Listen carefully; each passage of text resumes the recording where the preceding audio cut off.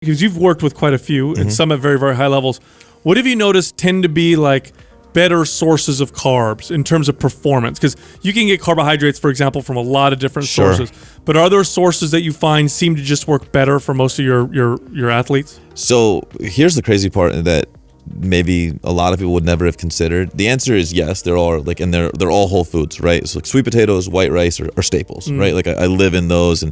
But that being said, as the season wears on, I get a lot looser in terms of my like what I'll allow for carbs. So let's use like George Kittle, right?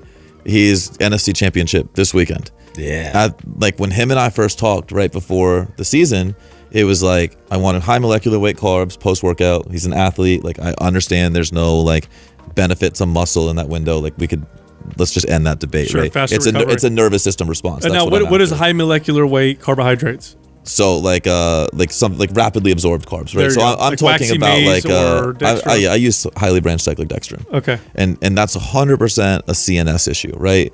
Like you're coming out of a sympathetic training session. I'm trying to create that parasympathetic shift and get you into that like, as fast as possible. It has absolutely nothing to do with the anabolic window. Like we could end that, right? So before people are like, "Oh, Jason talked about the anabolic window." No, I didn't say shit about No, what that. you're saying makes perfect sense. And these are carbs that just fast gastric emptying, absorbed in the system very quickly. Yeah. And especially for a guy like him where he struggles to eat anyway. And most athletes, you'd be surprised, struggle to eat enough. Maybe you wouldn't, right? It's especially like their needs. We're talking 4,000 or 5,000 calories, sometimes more.